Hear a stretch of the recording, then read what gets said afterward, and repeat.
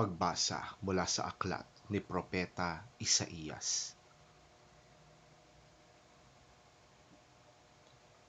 Ang ulan at yelo na bumabagsak mula sa langit ay hindi na nagbabalik, kundi dinidilig nito ang lupa, kaya lumalago ang mga halaman at namumunga at nagbibigay ng butil na panghasik at tinapay upang maging pagkain.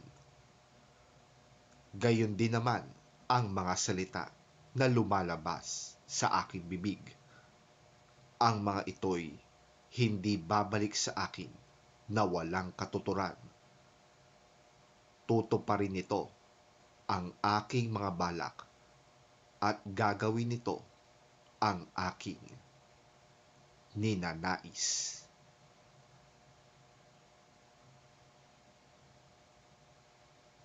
Ang salita ng Diyos. Salamat sa Diyos.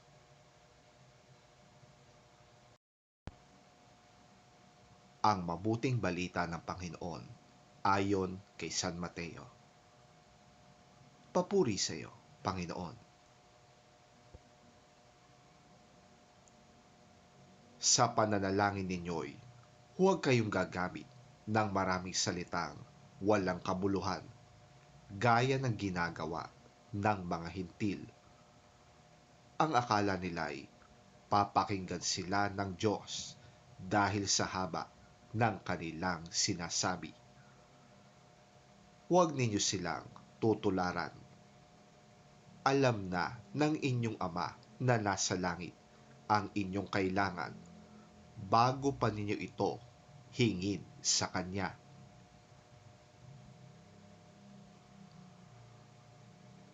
Ganito kayo mananalangin. Ama naming nasa langit, sambahin nawa ang iyong pangalan. Naway maghari ka sa amin. Sundin nawa ang iyong kalooban dito sa lupa tulad ng sa langit. Bigyan mo kami ngayon ng aming pagkain sa araw-araw at patawarin mo kami sa aming mga kasalanan, tulad ng pagpapatawad namin sa mga nagkakasala sa amin. At huwag mo kaming hayaang matukso, kundi iligtas mo kami sa masama. Sapagkat kung pinapatawad ninyo ang mga nagkakasala sa inyo, patatawarin din kayo ng inyong Ama na nasa langit.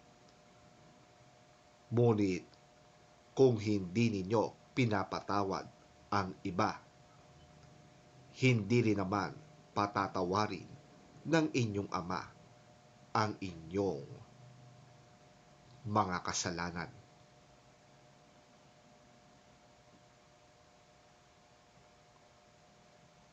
Ang mabuting balita ng ating Panginoon.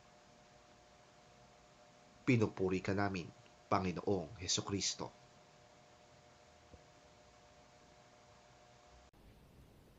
And when you pray, do not keep on babbling like pagans, for they think they will be heard because of their many words. Do not be like them, for your Father knows what you need before you ask Him. This then is how you should pray. Our Father, in heaven, hallowed be your name. Your kingdom come, your will be done on earth as it is in heaven. Give us today our daily bread. Forgive us our debts as we also have forgiven our debtors. And lead us not into temptation, but deliver us from the evil one. For if you forgive men when they sin against you, your heavenly Father will also forgive you. But if you do not forgive men their sins, your Father will not forgive your sins.